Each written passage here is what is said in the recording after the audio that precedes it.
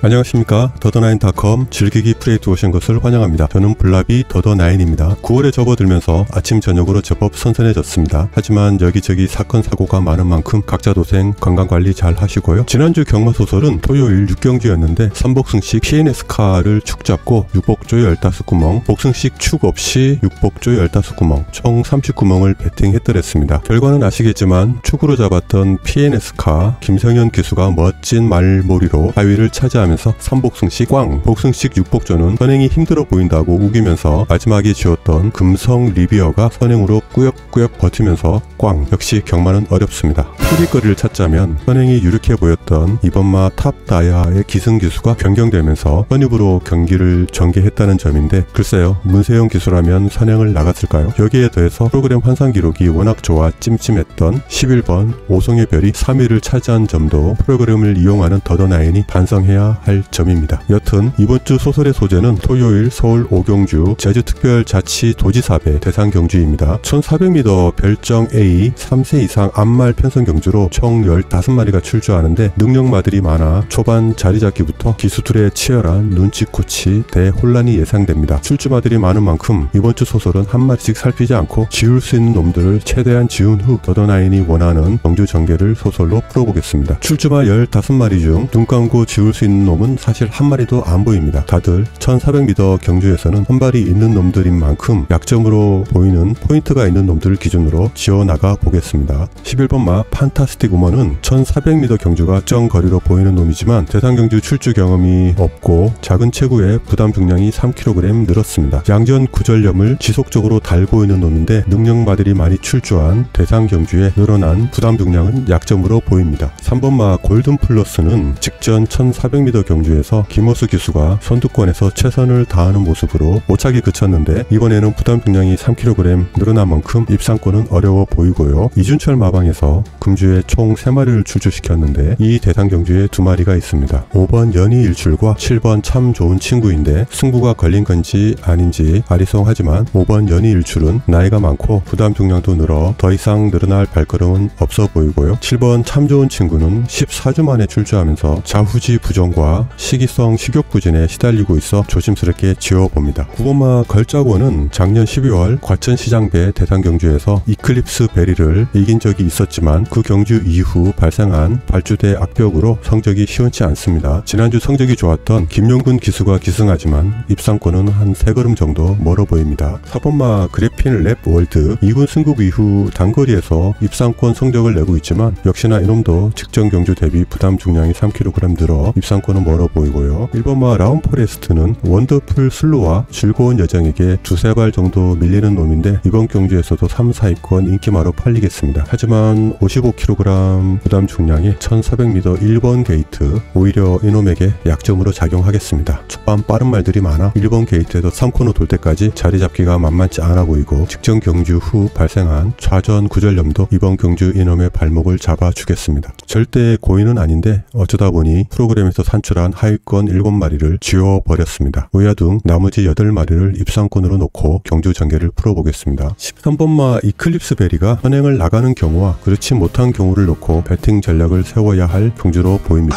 13번 이클립스 베리는 직전 2000m 경주에서 문세영 기수가 선행으로 경주를 주도하고 경주 막판 덜미를 잡혔지만 이번 경주는 1400m라 무리한 경험만 없다면 버티기가 가능해 보입니다. 다만 14번 게이트에서 6연승을 노리는 크라운 함성이 그동안 선행으로만 5연승을 한 만큼 선행 경합은 필연으로 보이는데 과연 치열한 선행 경합이 펼쳐질까요? 이클립스 베리에게 다소 위안이 되는 점은 크라운 함성이 5연승을 하는 동안 별다른 도전마가 없었다는 점인데 이번 경주는 암말 최강자들이 출전하고 크라운 함성의 부담 중량이 다소 늘어 무조건 선행 작전은 자칫 무모해 보입니다. 여튼 이클립스 베리가 선행을 무난하게 나가고 14번 크라운 함성이 따라가는 그림이 나온다면 6번 코스모, 8번 원더풀 슬루 순으로 중위권을 형성하고 2번 글로벌 태양과 15번 원더풀 키티, 10번 베스트 천상은 중위권에 따라붙는 그림이 그려집니다. 이 그림은 14번 크라운 함정을 지우고 13번 이클립스 베리를 축으로 배당을 노려볼 수 있는 그림입니다. 인기 1, 2위로 팔릴 원더풀 슬로와 12번 즐거운 여정은 굳이 언급하지 않겠고요. 6번 코스모와 15번 원더풀 키티는 서인석 마방에서 동반 출주시켰는데 요놈들이 이번 경주 변수로 작용할 것으로 보입니다. 초반 스피드가 좋은 6번 코스모가 작정하고 선행으로 선두권을 교란하면 15번 원더풀 키티는